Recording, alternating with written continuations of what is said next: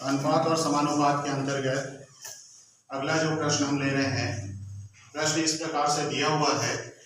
यदि ए और सी का मध्यानुपात बी हो तो के का नियम उपयोग करते हुए हमें सिद्ध करना है कि ए की घात 2 धन बी की घात 2 बटे ए बी बराबर ए धन सी बटे बी होगा। तो यहाँ पे देखिए कुछ चीजें हमको दी हुई हैं। पहले तो ए और सी दिया हुआ है, ऐसी दो संख्याएं हैं जिसका मध्यानुपात बी है, मतलब ए और सी के बीच का जो अनुपात है वो बी है। इसे लिखेंगे ए अनुपात बी अनुपात सी। अब मध्यानुपाती का उपयोग करते हुए इसे लिखेंगे ए बटे बी बराबर बी बटे सी। आगे हमको दिया हुआ है कि के का नियम उपयोग करना है, तो हम इसके बराबर के मान लेते हैं।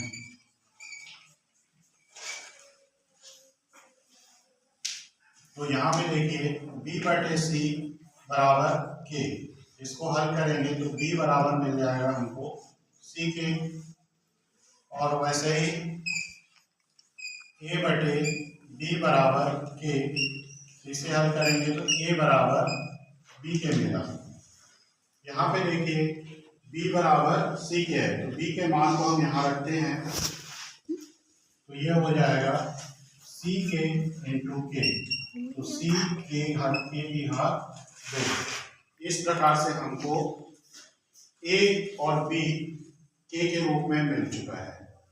अब आते हैं हम अपने प्रश्न पर। प्रश्न का हम बाएं भाग को लेते हैं, तो लेफ्ट हैंड साइड बराबर a की घात 2 धन b की घात 2 बटे ए बी। यहाँ पे देखिए b का मान है c के, और a का जो मान आया है वो c के की घात 2 है। तो यहाँ पे a और b का मान इसमें हम रखेंगे, ये हो जाएगा a का मान c के की घात 2 और पूरे की घात 2, और b का मान है c के बटे a का मान वापस c के की घात 2 और b का मान है c के। इसको हल करते हैं तो यहाँ पर ब्रैकेट खोलेंगे तो दोनों के ऊपर घात आ जाएगा, तो c की घात 2 और k की घात 2 की घात 2 हो जाएगा, तो गुणा होके 4 हो गया। वैसे ही यहाँ पे c के की घात 2 छूट गया, ये भी घात 2 हो गया, ये भी घात 2 हो गया। बटे में देखिए c की घात 2 और k की घात 2 है, और यहाँ पे 1 है, गुणा हो रहा है तो घात जुड़ जाएगी, तो घात 3 हो गया। अब इसको आगे हल करते हैं। यहाँ पे देखिए c की घात 2 है, यहाँ भी c की घात 2 है, यहाँ पे k की घात 2 है, और यहाँ पे k की घात 4 है। तो यहाँ पे जो उभयनिष्ठ हमको मिलेगा वो मिलेगा c की घात 2 और k की घात 2। इसको बाहर निकालते हैं तो c की घात 2 k की घात 2, यहाँ c की घात 2 निकल चुका है, यहाँ k की घात 4 है, तो बचेगा k की घात 2, और यहाँ पे दोनों पर बाहर आ गए, यहाँ पे 1 बचेगा। यहाँ पे देखिए c की घात 2 है और k की घात 3 है, तो c की घात 2 और c की घात 2 कट गया।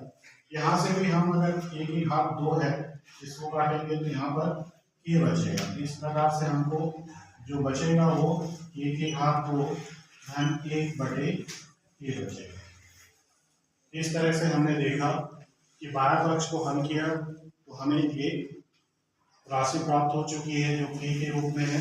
इसको हम समीकरण नंबर 1 डाल देते हैं। अब राइट हैंड साइड को लेते हैं, दाएं पक्ष को, वो दिया हुआ है a धन c बटे b। यहाँ पर भी हम b और a के मान को रखेंगे और हल करेंगे।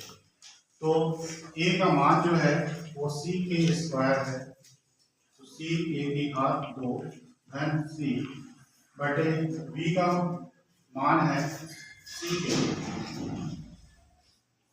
यहाँ पे देखिए सी यहाँ पर भी है, यहाँ पर भी है, तो कनिष्ठ है, इसको बाहर निकाल लेते हैं ब्रैकेट से। तो ब्रैकेट के अंदर बचेगा के घात 2 धन 1 बटे सी के। तो सी और सी कट जाएगा, तो हमारे पास जो बचेगा के घात 2 धन 1 बटे के। ये हो गया हमारा समीकरण नंबर 2। तो समीकरण 1 और 2 से, समीकरण 1 व 2 से हम देख रहे हैं कि दोनों समीकरण को, जो लेफ्ट हैंड को हल किए हैं, 2 मिला है के घात 2 धन 1 बटे के। वैसे राइट हैंड को भी हल किए हैं तो हमको मिला है के घात 2 धन 1 बटे के। तो दोनों ही राशि समान है, अतः लेफ्ट हैंड साइड बराबर राइट हैंड साइड होगा, मतलब बायां पक्ष बराबर दायां पक्ष आ गया। अतः हमारा जो प्रश्न दिया हुआ था वो अब सिद्ध हो चुका है।